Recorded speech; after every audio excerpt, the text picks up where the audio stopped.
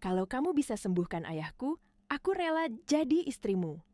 Kalimat itu terdengar seperti lelucon kejam, seperti janji yang lahir dari amarah, tapi justru itulah yang nanti akan mengguncang seluruh keluarga konglomerat Jepang.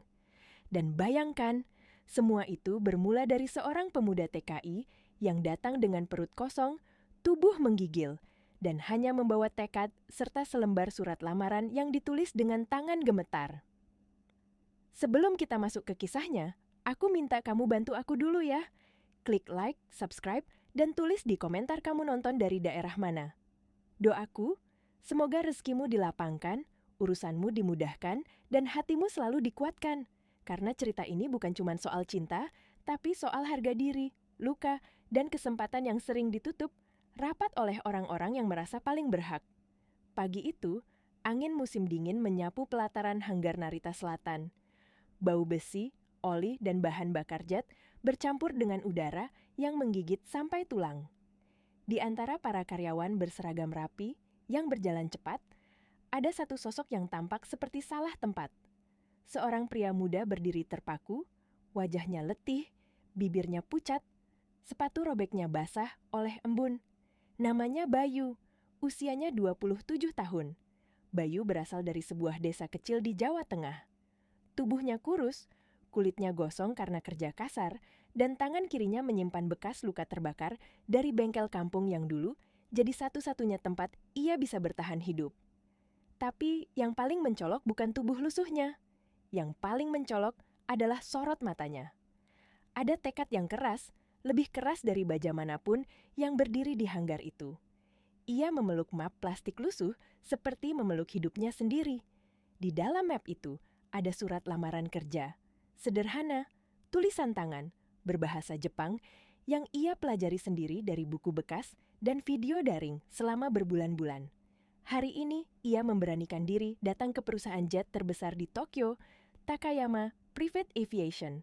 Bayu tidak bermimpi jadi teknisi hebat. Bahkan kalau hanya jadi tukang pel saja, itu sudah cukup. Yang ia mau cuma satu, bekerja. Makan dari keringatnya sendiri, hidup tanpa mengemis. Sudah 3 hari, perutnya hanya diisi air keran dan roti sisa minimarket yang rasanya nyaris basi. Langkahnya goyah saat ia melewati deretan jet pribadi yang berkilau seperti permata. Setiap pesawat dipoles sempurna. Lantai hanggar memantulkan bayangan seperti cermin. Dindingnya tinggi, terang, dan setiap sudut dijaga ketat. Di tempat semewah itu, Bayu merasa seperti noda kecil yang mudah sekali dihapus. Ia mengangguk sopan pada resepsionis. Tapi bahkan sebelum mulutnya sempat terbuka, 2 pria berseragam hitam sudah menghampiri. Tatapan mereka turun ke sepatu Bayu yang kotor, lalu naik ke wajahnya dengan jijik yang tidak disembunyikan. "Kamu salah tempat," kata salah satu dengan suara dingin. "Ini area khusus. Keluar sebelum kami panggil keamanan." Bayu menunduk, menelan rasa malu yang rasanya lebih pahit dari lapar. Dengan suara pelan, sopan, terbata-bata, ia menjelaskan bahwa ia hanya ingin mengajukan lamaran. Ia tahu perusahaan itu sedang butuh petugas kebersihan di hanggar. Ia bahkan menyebut nama supervisor yang sempat ia dengar dari pekerja migran lain di kontrakan. Ia tidak minta dikasihani. Ia cuma minta dilihat sebagai manusia yang mau bekerja. Tapi bagi mereka, Bayu bukan manusia. Bayu hanya debu. Mereka menatapnya seolah ia mengotori udara. Satu dari mereka mendekat, seperti ingin menakut-nakuti, dan Bayu merapatkan mapnya lebih kuat. Tangannya gemetar, bukan hanya karena dingin, tapi karena ia tahu di negeri asing ini, satu kesalahan kecil saja bisa membuatmu diinjak tanpa sempat bicara. Lalu, di tengah ketegangan itu, seorang perempuan muda melintas. Langkahnya cepat, high heels hitamnya beradu dengan lantai mengilap. Suaranya tajam seperti ketukan keputusan. Semua karyawan menunduk memberi hormat saat ia lewat. Wajahnya khas Jepang kalangan atas, rambut lurus sebahu, bibir tipis, dan aura yang membuat ruangan terasa mengecil. Dia adalah Reika Takayama, putri satu-satunya dari Haruki Takayama, pemilik Takayama Private Aviation. Usianya baru 25 tahun, tapi ia sudah memimpin departemen pengembangan jet eksklusif. Reika dikenal cerdas, tegas, dan tidak pernah mentolerir kelalaian. Dia berhenti saat melihat keributan kecil di lobi hanggar. Matanya mengarah pada Bayu, lalu pada sepatu robeknya, lalu pada map plastik usang yang ia peluk seperti harta. Reika melipat tangan di dada. "Siapa dia?" tanyanya datar dalam bahasa Jepang. "Dia mengaku pelamar kerja, Nona," jawab salah satu staf cepat. Reika mendekat. Tatapannya menusuk, bukan tatapan orang yang ingin memahami, tapi tatapan orang yang menilai dan sudah siap menjatuhkan vonis. "Dari mana kamu?" Suara Reika tetap datar, namun dinginnya menusuk. "Kenapa kamu terlihat seperti pemulung masuk ke hanggar mewah?" Bayu menunduk lebih dalam. Ia bicara pelan, sopan, dengan bahasa Jepang yang tidak sempurna, tapi penuh usaha. "Saya Bayu, dari Indonesia. Saya ingin melamar sebagai petugas kebersihan. Maaf kalau saya mengganggu." Dan saat itulah Reika menahan tawa. Bukan tawa lucu, tawa yang membuat orang lain merasa kecil. "Hanggar ini bukan tempat orang kotor datang tanpa izin," katanya. "Lihat dirimu, kamu bau, lusuh, dan bahkan map lamaranmu terlihat seperti sampah." Bayu terdiam. Ia ingin menjelaskan bahwa ia baru saja tidur di tempat yang bahkan tidak layak disebut tempat tidur. Ia ingin menjelaskan bahwa ia datang bukan untuk membuat masalah, tapi kata-kata seringkali tidak punya tempat di hadapan orang yang sudah memutuskan kamu tidak berharga. Reika melangkah lebih dekat, lalu mencibir. "Kami tidak menerima pengemis. Keluarlah sekarang sebelum saya memanggil polisi bandara." Hening sejenak. Beberapa staf menatap Bayu dengan kasihan, tapi mereka tidak berani bicara. Sebagian yang lain menahan senyum mengejek. Bayu masih berdiri di sana, meski tubuhnya gemetar karena lapar. Ia tetap memeluk map itu. Ia tetap berdiri. Bukan karena ia kuat, tapi karena ia sudah terlalu sering jatuh dan ia menolak jatuh lagi tanpa mencoba. Reika mengangkat alis, suaranya meninggi. "Apa kamu tuli? Keluar!" Bayu mengangkat wajahnya perlahan.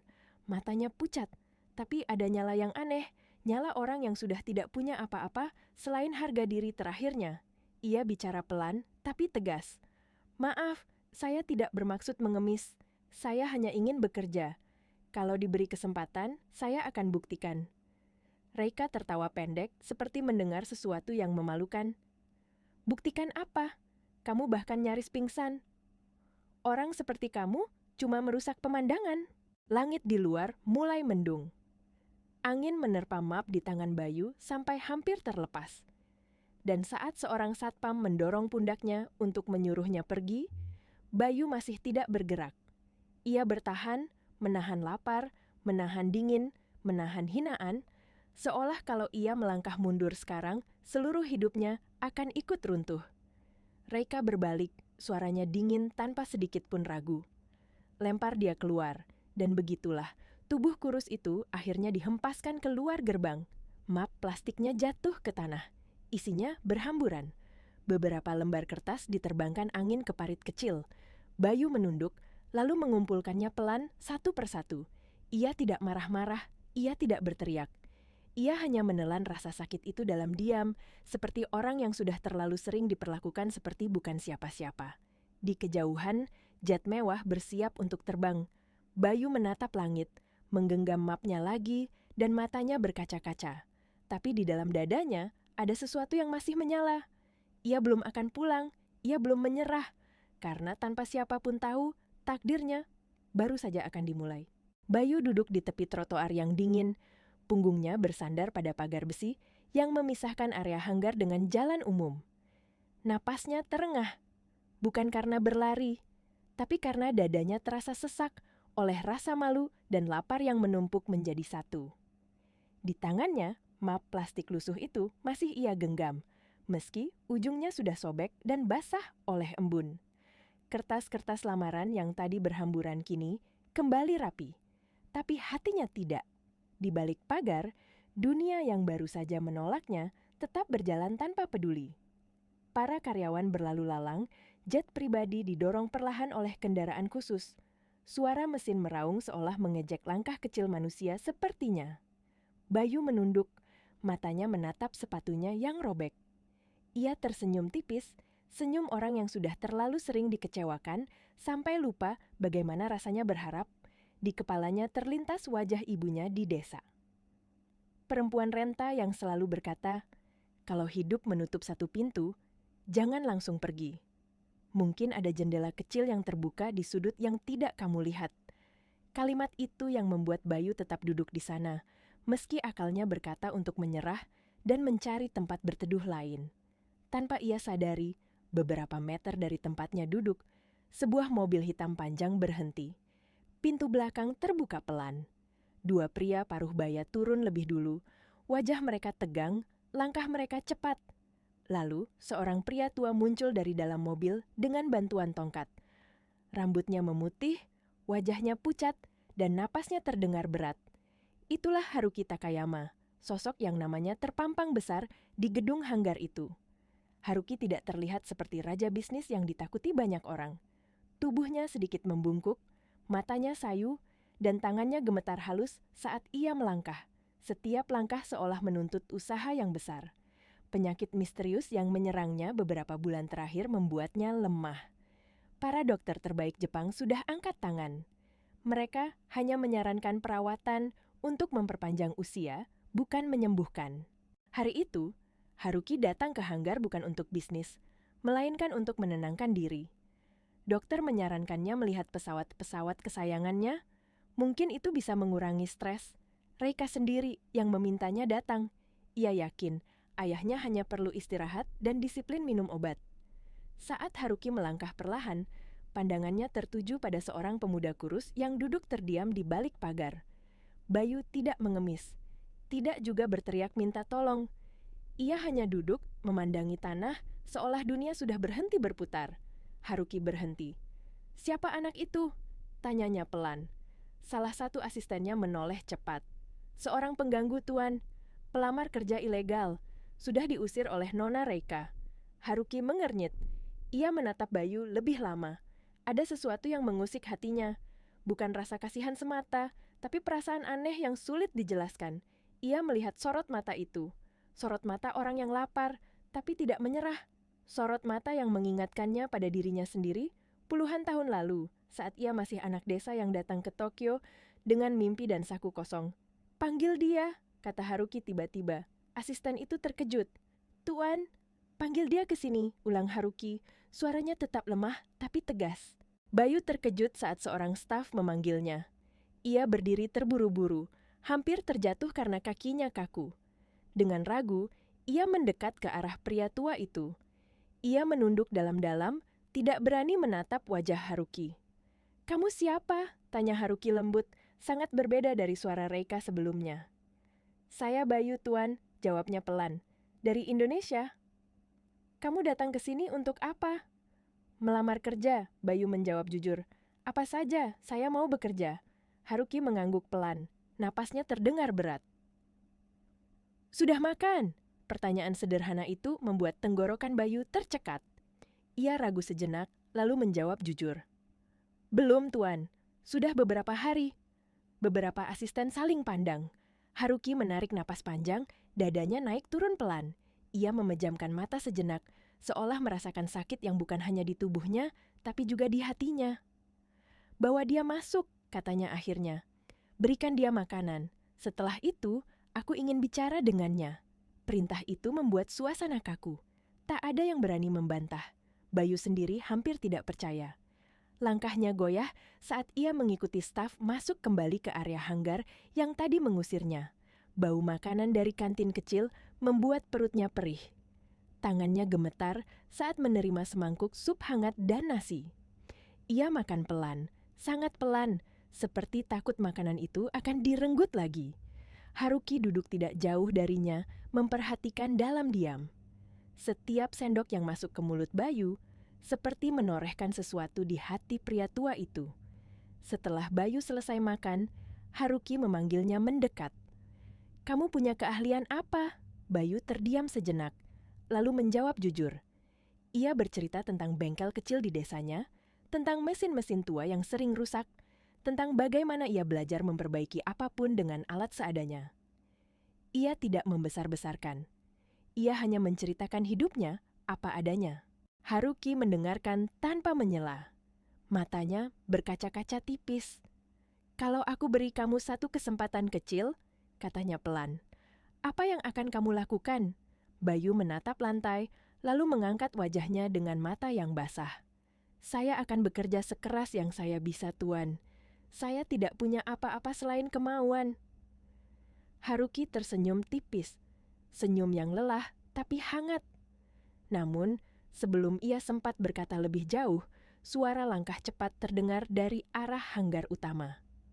Reika datang. Wajahnya langsung menegang saat melihat Bayu duduk di dalam, apalagi dengan ayahnya di dekatnya.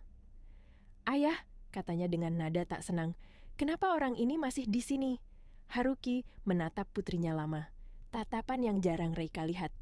Tatapan penuh tanya dan sedikit kecewa. "Aku yang memintanya masuk," jawab Haruki pelan. Reika terdiam, rahangnya mengeras. Ia melirik Bayu dengan tatapan dingin, lalu kembali ke ayahnya. "Dia tidak pantas ada di sini. Dia mengganggu." Haruki menghela napas. "Mungkin, tapi aku ingin mengenalnya." Reika ingin membantah, tapi batuk keras Haruki memotong ucapannya. Pria tua itu terbatuk lama, tubuhnya gemetar. Semua orang panik. Reika bergegas mendekat, memegangi ayahnya dengan cemas. Bayu berdiri refleks, matanya membesar melihat kondisi Haruki.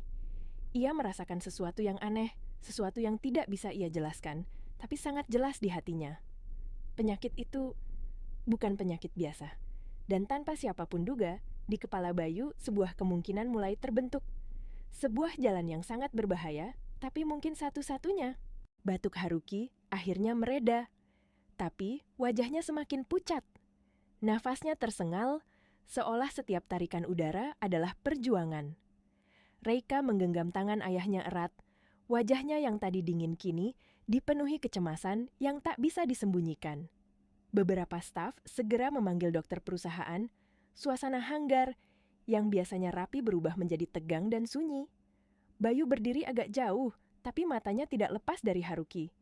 Ia tidak mengerti mengapa dadanya terasa berat melihat pria tua itu.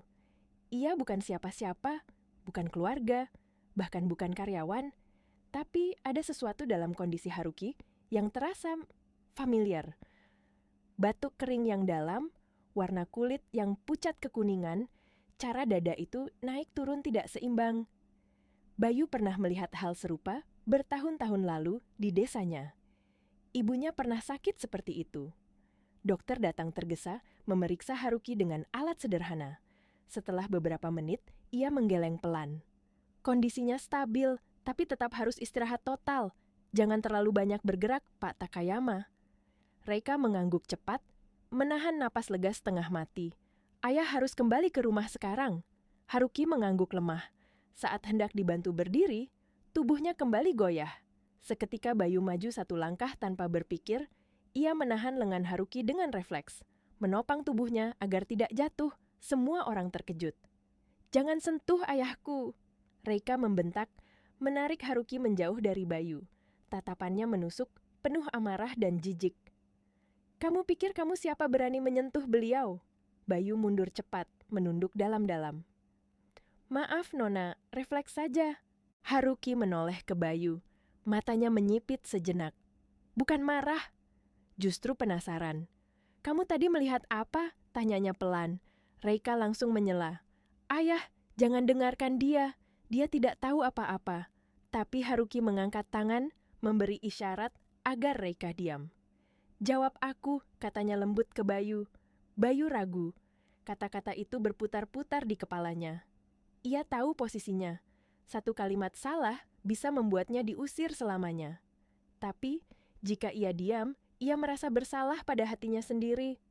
"Saya bukan dokter," katanya akhirnya. Suaranya pelan tapi jelas. "Tapi saya pernah melihat orang dengan gejala seperti ini. Batuknya bukan dari paru-paru saja. Ada tekanan dari dalam, seperti racun yang tidak keluar." Ruangan hening. Reika menatap Bayu dengan ekspresi campur aduk antara marah dan meremehkan. "Omong kosong. Ayahku ditangani dokter terbaik Jepang." Bayu menelan ludah. "Dokter modern memang hebat, Nona. Tapi kadang, tubuh tidak hanya butuh obat. Kadang tubuh butuh dibersihkan." Kata itu membuat Reika tertawa pendek. Dibersihkan? Kamu bicara seperti dukun. Beberapa staf menunduk, tidak berani bereaksi. Haruki justru tersenyum tipis. Senyum kecil yang hampir tak terlihat. Apa maksudmu dengan dibersihkan? Bayu menarik napas panjang. Ia menceritakan semuanya. Tentang ibunya yang dulu sakit bertahun-tahun. Tentang dokter kota yang menyerah. Tentang seorang tabib tua di desa yang mengatakan ada racun menumpuk di tubuh karena kerja berat dan obat yang tidak cocok. Tentang ramuan pahit dan proses yang menyakitkan. Dan tentang bagaimana ibunya akhirnya sembuh meski butuh waktu dan kesabaran. Aku tidak bilang cara itu pasti berhasil. Bayu menutup ceritanya dengan suara bergetar. Aku hanya bilang, kadang jawaban ada di tempat yang tidak dianggap. Reika menggeleng keras. Cukup, aku tidak mau dengar kebohongan dari orang asing. Haruki terdiam lama. Matanya menatap lantai, lalu menatap Bayu lagi. Kalau, katanya perlahan, aku memberimu kesempatan untuk membuktikan kata-katamu, apa yang kamu minta sebagai gantinya? Pertanyaan itu membuat Bayu terkejut. Jantungnya berdegup keras. Ia tidak pernah memikirkan imbalan. Ia hanya berbicara karena tidak tahan melihat orang lain menderita seperti ibunya dulu. Saya tidak minta apa-apa, Tuan, jawab Bayu jujur. Kalaupun gagal saya siap pergi. Reika tertawa sinis. Ayah, ini gila. Kamu mempertaruhkan nyawamu pada cerita desa. Haruki menoleh ke putrinya. Tatapannya lembut tapi tegas. Aku sudah mempertaruhkan nyawaku pada sains terbaik, Reika. Dan lihat hasilnya. Reika terdiam. Tangannya mengepal. Kalau dia gagal, aku yang bertanggung jawab? Haruki mengangguk pelan. Aku yang bertanggung jawab. Reika menatap Bayu lama. Ada kemarahan, ada ketakutan, dan ada keputusasaan yang akhirnya bocor dari balik wajah dinginnya. Bibirnya bergetar sesaat sebelum akhirnya ia berkata dengan suara tajam, penuh tekanan. Baik, katanya. Kalau kamu benar-benar bisa menyembuhkan ayahku. Ia berhenti sejenak, menatap Bayu dari ujung kepala sampai kaki, seolah ingin menancapkan kata-kata berikutnya ke dalam jiwanya. Aku akan melakukan apapun yang kamu minta. Bayu membeku. Kata-kata itu terlalu besar, terlalu berat. Ia menggeleng cepat. Saya tidak... Reika memotongnya, suaranya meninggi, emosinya meledak. Kalau kamu bisa menyembuhkan ayahku, aku rela jadi istrimu. Ruangan seperti berhenti bernapas. Semua orang terdiam. Haruki menatap putrinya kaget. Bayu membelalakan mata, jantungnya seolah berhenti berdetak. Ia tidak pernah membayangkan kalimat itu akan keluar dari mulut seorang perempuan seperti Reika Takayama. Reika menghela napas keras, lalu menambahkan dengan nada dingin seolah menantang takdir. Tapi, kalau kamu gagal, kamu akan keluar dari hidup kami selamanya. Tidak ada belas kasihan. Bayu menunduk. Kata-kata itu menggema di kepalanya. Ia tahu, mulai saat ini, hidupnya tidak akan pernah sama. Dan tanpa ada yang sadar, sebuah janji berbahaya telah terucap. Kata-kata Reika masih menggantung di udara, berat dan tajam seperti pisau. Bayu menunduk lama, terlalu lama, sampai orang-orang di sekelilingnya mulai gelisah. Jantungnya berdegup tidak karuan. Ia datang ke tempat ini hanya untuk mencari pekerjaan. Ia tidak pernah membayangkan hidupnya akan dipertaruhkan bersama kehormatan seorang putri konglomerat. Haruki memecah keheningan dengan batuk pelan. Reika, katanya lemah tapi tegas, jangan bicara sembarangan. Reika menggigit bibirnya. Wajahnya memerah, bukan karena malu, tapi karena emosi yang bercampur aduk. Ia menoleh ke ayahnya. Aku tidak sembarangan, aku hanya ingin dia benar-benar serius. Kalau dia hanya omong kosong, biarlah dia pergi sekarang. Semua mata tertuju pada Bayu. Ia mengangkat wajahnya perlahan. Matanya tidak menantang, tidak pula rakus. Yang ada hanya kelelahan dan ketulusan yang anehnya membuat beberapa orang merasa tidak nyaman. Saya tidak datang ke sini untuk mencari istri, katanya pelan. Saya juga tidak ingin janji yang besar. Saya hanya ingin menolong, sebatas yang saya bisa. Reika tersenyum sinis. Kamu sudah menolong, kamu bahkan belum melakukan apapun. Bayu mengangguk. Benar, karena itu saya minta satu hal saja. waktu, dan izin. Haruki menatap Bayu dengan saksama. Apa yang kamu butuhkan? Bayu menelan ludah. Saya butuh membawa Tuan Haruki keluar dari rutinitas obat yang sama. Saya butuh tempat tenang. Dan saya butuh bahan-bahan sederhana yang mungkin terlihat aneh bagi orang kota. Reika langsung memotong. Tidak, ayah tidak akan dibawa ke tempat sembarangan. Aku tidak akan dibawa ke desa, kata Haruki pelan, seolah membaca pikiran putrinya. Tenanglah, Bayu mengangguk cepat. Saya bisa mulai dari sini, tapi saya harus jujur, prosesnya tidak nyaman, tubuh akan bereaksi. Akan ada rasa sakit. Reika memalingkan wajah, rahangnya mengeras. Ayah sudah cukup menderita. Haruki tersenyum tipis. Kalau rasa sakit itu memberi peluang hidup, aku mau. Keputusan itu seperti palu yang diketukkan. Reika terdiam. Ia ingin membantah, tapi melihat wajah ayahnya yang pasrah, hatinya goyah. Untuk pertama kalinya, ia merasa benar-benar takut kehilangan. Akhirnya ia menghela napas panjang. Baik, katanya dingin. Tapi aku akan mengawasi setiap langkahmu. Hari itu, Bayu dibawa ke sebuah rumah tamu kecil milik keluarga Takayama, terpisah dari rumah utama. Tempat itu tenang, dikelilingi taman batu dan pepohonan pinus. Untuk pertama kalinya sejak tiba di Jepang, Bayu mandi air hangat tanpa rasa takut. Tubuhnya menggigil, bukan karena dingin, tapi karena beban yang tiba-tiba jatuh di pundaknya. Malamnya, Haruki dipindahkan ke rumah tamu itu untuk sementara. Dokter perusahaan tetap berjaga, meski dengan wajah skeptis. Reika berdiri di sudut ruangan, tangannya terlipat, matanya tak lepas dari Bayu. Bayu memulai dengan hal sederhana. Ia meminta Haruki berhenti minum 2 jenis obat tertentu untuk sementara, hanya dengan persetujuan dokter setelah perdebatan panjang. Ia memijat titik-titik tertentu di punggung Haruki. Teknik yang ia pelajari dari tabib desa, gerakannya pelan tapi pasti. Haruki meringis. Keringat dingin mengalir di pelipisnya. Ini normal, kata Bayu lembut. Racunnya bergerak. Reika mengepalkan tangan. Setiap erangan ayahnya terasa seperti tusukan di dadanya. Ia hampir menghentikan semuanya, tapi Haruki mengangkat tangan, memberi isyarat agar ia diam. Malam itu, Haruki muntah. Banyak. Tubuhnya gemetar hebat. Dokter panik, perawat sibuk. Reika hampir menjerit. Tapi, setelah semuanya reda, Haruki tertidur dengan napas yang lebih dalam dari biasanya. Pagi harinya, sesuatu yang kecil tapi mengejutkan terjadi.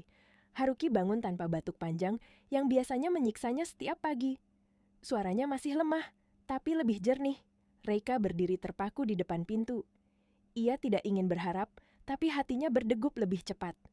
Ia menatap Bayu dengan tatapan baru, bukan lagi sepenuhnya jijik, tapi penuh curiga yang bercampur ketakutan. Ini baru permulaan, kata Bayu pelan. Kalau tubuhnya kuat, ada harapan. Reika menelan ludah. Untuk pertama kalinya, janji yang ia ucapkan terasa nyata.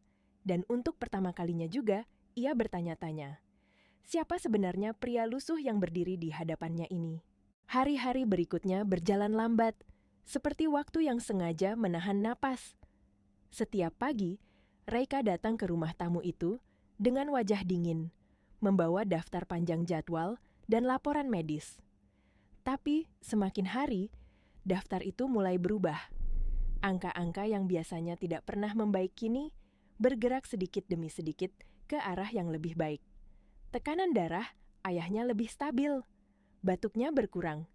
Nafasnya tidak lagi sesak setiap berbicara. Reika tidak mau mengakuinya, tapi ia melihatnya sendiri.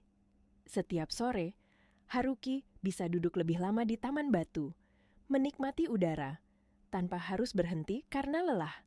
Senyum kecil mulai muncul di wajah ayahnya, senyum yang sudah lama tidak ia lihat. Bayu tetap sama.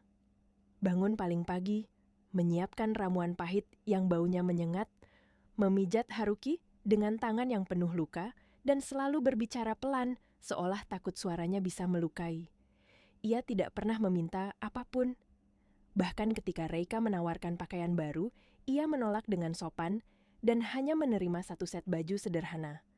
Hal itu justru membuat Reika semakin tidak nyaman. Ia terbiasa menghadapi orang yang menginginkan sesuatu darinya. jabatan, uang, kedekatan dengan keluarga Takayama. Tapi Bayu tidak seperti itu. Ia hadir tanpa tuntutan dan itu lebih sulit ia hadapi daripada kepura-puraan. Suatu sore, Reika berdiri di beranda memperhatikan Bayu yang sedang membersihkan peralatan dengan teliti. Tangannya cekatan, gerakannya efisien, seperti orang yang terbiasa menghargai setiap benda kecil. Reika membuka mulut, lalu menutupnya lagi. Ia tidak tahu harus berkata apa. "Ayah sudah tidur," kata Bayu tiba-tiba tanpa menoleh. Hari ini cukup berat untuk beliau. Reika mengangguk pelan. "Terima kasih," kata itu keluar begitu saja, hampir tidak terdengar. Bayu menoleh, sedikit terkejut, lalu tersenyum tipis. Senyum yang sederhana, tanpa kemenangan. Malam itu, hujan turun deras. Angin menggoyang pepohonan di sekitar rumah tamu. Haruki tertidur nyenyak, tapi Bayu duduk di ruang kecil, menulis sesuatu di kertas. Reika lewat dan berhenti tanpa sadar. Ia melihat tulisan tangan itu. Catatan tentang reaksi tubuh, jam minum ramuan, dan perubahan kecil yang ia amati. "Kamu benar-benar serius," kata Reika akhirnya. Bayu mengangguk. "Ini nyawa orang, Nona." Reika menatapnya lama. Untuk pertama kalinya, ia bertanya dengan suara yang tidak dingin. "Kenapa kamu mau sejauh ini menolong orang yang bahkan menghinamu?" Bayu terdiam. Ia menatap hujan di luar jendela. "Karena dulu, ibuku juga hampir tidak ditolong siapapun." Jawaban itu sederhana, tapi menghantam keras. Reika menelan ludah. Ia teringat caranya memperlakukan Bayu di hari pertama. Kata-kata kasarnya, tatapan merendahkannya, dadanya terasa sesak. Hari kelima, dokter perusahaan kembali memeriksa Haruki. Hasilnya membuat mereka terdiam. Beberapa indikator yang sebelumnya terus memburuk kini stabil. Tidak ada penjelasan medis yang jelas, tapi kenyataannya ada di depan mata. "Ini tidak masuk akal," gumam salah satu dokter. Reika berdiri di samping tempat tidur ayahnya, matanya berkaca-kaca. Haruki menggenggam tangannya lemah. "Aku merasa lebih hidup," katanya pelan. Reika menutup mata, menahan air mata. Di dalam dadanya, janji yang ia ucapkan mulai bergema lagi. Janji yang dulu ia anggap hanya sebagai ancaman, kini berubah menjadi sesuatu yang menakutkan. Malam itu, Reika memanggil Bayu ke ruang tamu. Suaranya tidak lagi tajam, tapi tegang. Kalau ayahku benar-benar sembuh," katanya pelan, "kamu masih mengingat kata-kataku hari itu?" Bayu terkejut. Ia menggeleng cepat. "Saya tidak pernah menganggapnya serius." Reika menghela napas panjang. "Aku mengatakannya karena putus asa, tapi aku tidak menariknya." Bayu terdiam. Untuk pertama kalinya, ia merasakan ketakutan yang berbeda. Bukan takut diusir, bukan takut lapar, tapi takut pada jarak besar antara dunia mereka yang mungkin tidak akan pernah bisa dijembatani.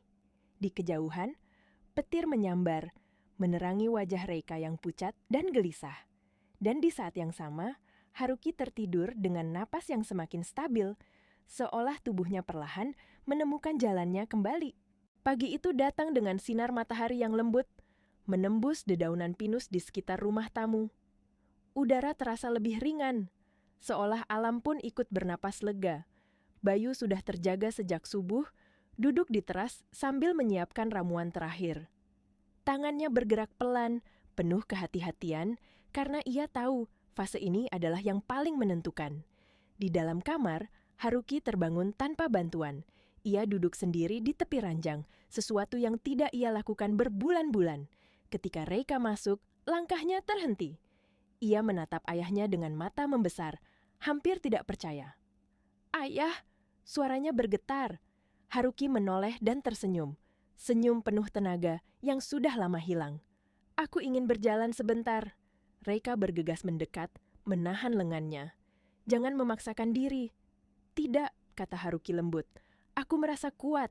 Bayu masuk perlahan, melihat pemandangan itu dengan mata berkaca-kaca. Ia mengangguk pelan. "Pelan-pelan saja, Tuan." Mereka berjalan ke taman kecil. Setiap langkah Haruki masih pendek, tapi stabil. Nafasnya teratur. Tidak ada batuk yang memutus percakapan. Reika menutup mulutnya, air mata jatuh tanpa ia sadari. dokter perusahaan datang siang itu. Pemeriksaan berlangsung lama, penuh keheningan dan tatapan bingung. Hasilnya jelas, kondisi Haruki membaik jauh melampaui perkiraan.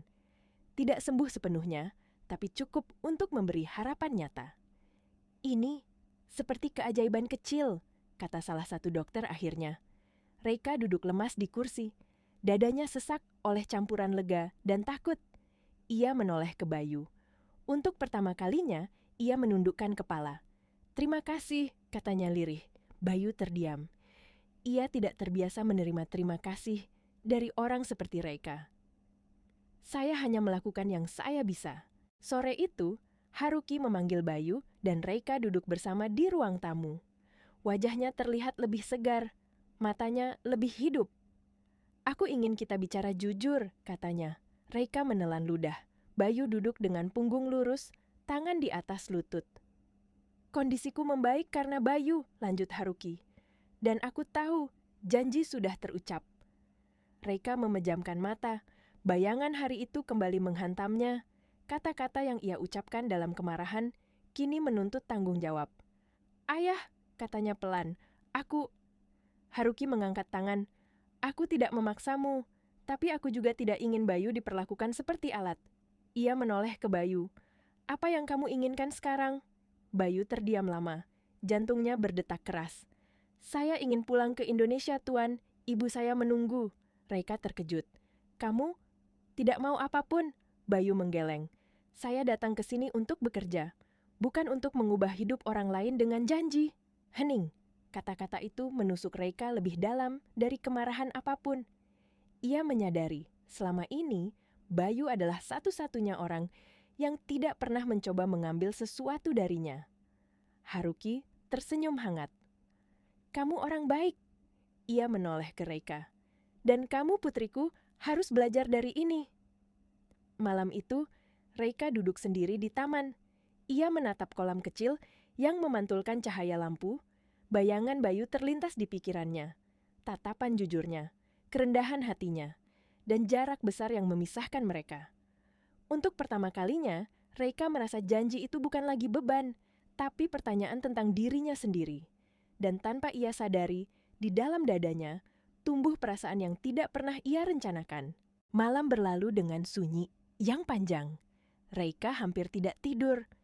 Pikirannya berputar-putar, dipenuhi wajah Bayu, suara ayahnya, dan kata-kata yang pernah ia ucapkan dengan begitu mudah. Janji yang dulu lahir dari keputusasaan, kini terasa seperti cermin yang memantulkan sisi dirinya yang selama ini ia tolak untuk lihat. Pagi berikutnya, Bayu bersiap pergi. Tas kecilnya sudah terisi, isinya tak lebih dari pakaian sederhana dan catatan yang ia tulis sendiri. Ia berdiri di depan rumah tamu, menatap Taman Pinus untuk terakhir kalinya. Udara pagi menusuk, tapi hatinya tenang. Ia sudah melakukan yang ia anggap benar. Reika datang tergesa. Rambutnya tergerai, tanpa riasan sempurna seperti biasanya. Wajahnya pucat, matanya merah karena kurang tidur. "Kamu mau pergi tanpa pamit?" tanyanya pelan. Bayu menunduk sopan. "Saya sudah pamit pada Tuan Haruki." Reika terdiam. Ia menatap tas kecil itu, lalu menatap wajah Bayu. "Kamu benar-benar tidak ingin tinggal?" Bayu menggeleng. "Tempat saya bukan di sini." Jawaban itu sederhana, tapi terasa seperti jarak yang tak bisa ditembus. Reika menggigit bibirnya. Dadanya terasa sesak. "Apa aku pernah minta maaf?" tanyanya tiba-tiba. Bayu terkejut. Ia mengangkat wajahnya. "Tidak perlu, Nona." "Tidak," kata Reika cepat. "Aku perlu." Ia menarik napas panjang, lalu membungkuk dalam. Gerakan yang dalam budaya mereka berarti penyesalan tulus. "Aku sudah menghina dan merendahkanmu. Aku salah." Bayu terdiam lama. Ia tidak pernah membayangkan momen ini. "Saya tidak menyimpan dendam." Reika menegakkan tubuhnya. Matanya berkaca-kaca. "Janji itu, aku mengucapkannya karena takut, tapi aku tidak ingin lari darinya." Bayu menghela napas. Janji yang lahir dari ketakutan tidak seharusnya mengikat siapapun. Kata-kata itu lembut, tapi tegas. Reika menunduk, air mata jatuh. Untuk pertama kalinya, ia merasa kecil di hadapan seseorang yang tidak berusaha membuatnya kecil. Haruki muncul di ambang pintu, berjalan pelan tanpa bantuan. "Bayu," katanya lembut, "aku ingin kamu tinggal lebih lama, bukan sebagai tabib, tapi sebagai tamu." Bayu tersenyum tipis. "Terima kasih, Tuan, tapi ibu saya menunggu." Haruki mengangguk, menghormati keputusan itu. Ia memberi isyarat pada asisten. Sebuah amplop diserahkan pada Bayu. "Ini bukan pembayaran, ini bantuan." Bayu ragu, lalu menerimanya dengan kedua tangan. "Terima kasih." Mobil yang akan membawa Bayu ke bandara sudah menunggu. Saat ia melangkah pergi, Reika memanggilnya. "Bayu." Ia menoleh. "Aku tidak tahu apa yang akan terjadi nanti," kata Reika dengan suara bergetar. "Tapi aku ingin mengenalmu." Tanpa janji, tanpa posisi, Bayu tersenyum lembut. "Kalau takdir mempertemukan kita lagi, mungkin saat itu kita bisa bicara." Mobil bergerak perlahan. Reika berdiri terpaku, menatap sampai bayangan Bayu menghilang. Dadanya sakit, tapi juga hangat dengan cara yang aneh. Di dalam mobil, Bayu menatap keluar jendela. Untuk pertama kalinya, ia merasa pulang bukan sebagai orang kalah. Dan jauh di belakangnya, di sebuah rumah mewah, seorang perempuan belajar arti kerendahan hati dan kehilangan yang tidak ia duga. Pesawat yang membawa Bayu meninggalkan landasan Narita dengan suara lembut, membelah langit pagi yang pucat. Di kursinya, Bayu memejamkan mata. Getaran mesin terasa menenangkan. Untuk pertama kalinya sejak lama, tubuhnya benar-benar rileks. Ia tidak membawa apapun selain tas kecil dan hati yang sedikit lebih ringan. Tapi, ia tidak tahu. Kepergiannya justru meninggalkan kekosongan yang dalam di tempat yang ia tinggalkan. Di rumah Takayama, Reika kembali ke rutinitasnya. Rapat demi rapat, laporan demi laporan, keputusan-keputusan besar yang menuntut ketegasan. Semua berjalan seperti biasa. Terlalu biasa. Namun setiap kali ia melewati taman batu atau mendengar suara langkah di lorong rumah tamu, dadanya terasa hampa. Tidak ada lagi suara pelan Bayu yang selalu meminta izin sebelum bicara. Tidak ada lagi aroma ramuan pahit di pagi hari. Haruki memperhatikan perubahan itu dalam diam. Putrinya masih bekerja keras, masih dingin di hadapan orang lain, tapi ada kelelahan baru di matanya. Suatu sore, saat mereka duduk di beranda, Haruki berbicara pelan. "Kamu merindukannya," katanya. Reika terkejut. Ia ingin menyangkal, tapi kata-kata itu macet di tenggorokannya. Ia menatap kolam kecil, airnya tenang, memantulkan wajahnya sendiri yang tampak asing. "Aku hanya merasa bersalah," jawabnya akhirnya. Haruki tersenyum tipis. Rasa bersalah dan rindu seringkali berjalan beriringan. Hari-hari berlalu. Kesehatan Haruki terus membaik. Ia mulai kembali ke kantor, meski hanya beberapa jam. Banyak orang memuji keajaiban pemulihannya. Reika menerima pujian itu dengan wajah datar, tapi setiap pujian justru mengingatkannya pada satu orang yang tidak ada di sana. Suatu malam, Reika membuka laptopnya. Ia mencari sesuatu yang tidak pernah ia cari sebelumnya. Desa kecil di Jawa Tengah. Bengkel kampung, nama Bayu. Informasinya sedikit, hampir tidak ada. Tapi ia menemukan satu foto lama. Bayu berdiri di depan bengkel kecil, tersenyum canggung, dengan ibunya di sampingnya. Reika menatap foto itu lama. Dadanya menghangat, lalu perih. Ia menutup laptop perlahan. Untuk pertama kalinya, ia menyadari ada perasaan yang tumbuh tanpa izin, tanpa rencana. Di sisi lain, Bayu tiba di desanya. Rumah kayu sederhana itu menyambutnya dengan keheningan dan bau tanah basah. Ibunya terkejut melihatnya pulang lebih cepat, lalu menangis dalam pelukannya. Bayu tersenyum, merasa lengkap dengan cara yang tidak pernah ia rasakan di kota besar manapun. Ia kembali ke bengkel kecil.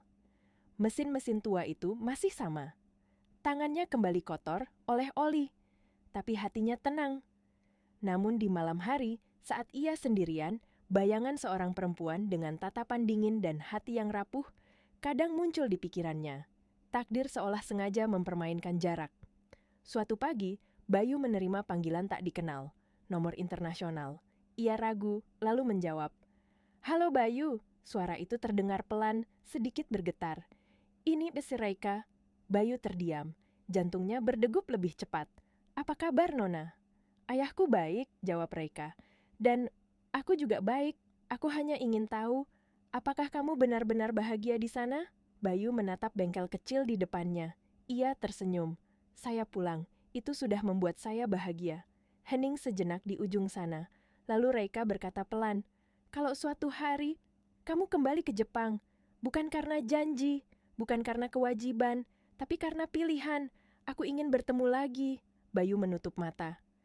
Kalau hari itu datang, saya akan datang. Panggilan terputus. Bayu menatap langit desa yang luas. Jauh di seberang lautan, seseorang juga menatap langit yang sama. Dan untuk pertama kalinya, jarak itu terasa bukan sebagai penghalang, tapi sebagai jalan yang sedang disiapkan. Musim berganti tanpa banyak tanda. Di desa kecil itu, hujan datang dan pergi seperti biasa. Bengkel Bayu semakin ramai. Kabar tentang tangannya yang terampil dan caranya memperbaiki mesin tanpa banyak bicara menyebar dari mulut ke mulut. Ia bekerja dari pagi sampai sore, lalu duduk menemani ibunya di beranda saat senja turun. Hidupnya sederhana, tapi utuh. Namun jauh di dalam hatinya, ada satu ruang kecil yang belum benar-benar tertutup. Di Jepang, Takayama Private Aviation mencatat keuntungan tertinggi dalam 5 tahun terakhir. Haruki kembali memimpin rapat-rapat penting. Suaranya kembali tegas meski tubuhnya belum sepenuhnya kuat. Banyak orang menyebutnya keajaiban, tapi Haruki tahu keajaiban itu punya nama. Reika kini berubah meski tidak semua orang menyadarinya. Ia masih tegas, masih dingin dalam negosiasi, tapi ada jeda kecil sebelum ia berbicara, seolah ia belajar mendengarkan.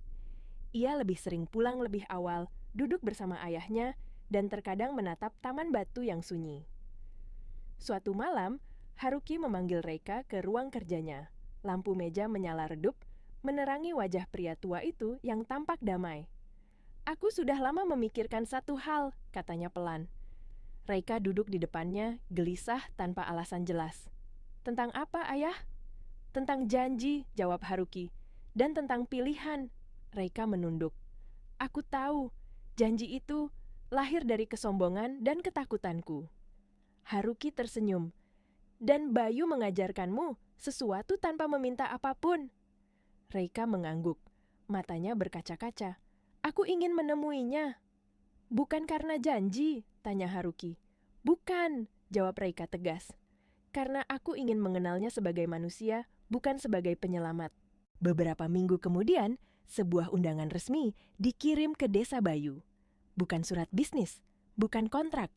Hanya undangan sederhana untuk menghadiri pembukaan program pelatihan teknisi muda yang didanai keluarga Takayama di Indonesia.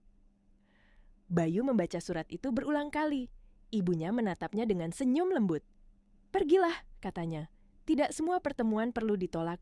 Bayu mengangguk. Hatinya berdebar, bukan karena takut, tapi karena perasaan yang belum pernah ia beri nama. Hari pembukaan tiba. Aula sederhana itu dipenuhi anak-anak muda dengan mata penuh harapan. Bayu berdiri di belakang, mengenakan kemeja polos. Saat acara hampir selesai, seorang perempuan melangkah masuk. Rambutnya terikat rapi, wajahnya tenang, tanpa aura dingin yang dulu begitu ia kenal. Reika. Mata mereka bertemu. Tidak ada janji, tidak ada jarak kekuasaan. Hanya dua manusia yang pernah saling melukai dan saling menyelamatkan dengan cara yang tidak mereka pahami saat itu. Reika mendekat, tersenyum kecil. Terima kasih sudah datang. Bayu membalas senyum itu. Terima kasih sudah kembali. Mereka duduk berdampingan, mendengarkan pidato penutupan. Tidak banyak bicara, tidak perlu. Keheningan di antara mereka terasa nyaman, seperti sesuatu yang akhirnya menemukan tempatnya. Di luar gedung, matahari sore tenggelam perlahan. Cahaya keemasan menyentuh wajah mereka. Dan di momen itu, Reika sadar, cinta tidak pernah lahir dari janji besar, tapi dari pilihan kecil yang diulang setiap hari.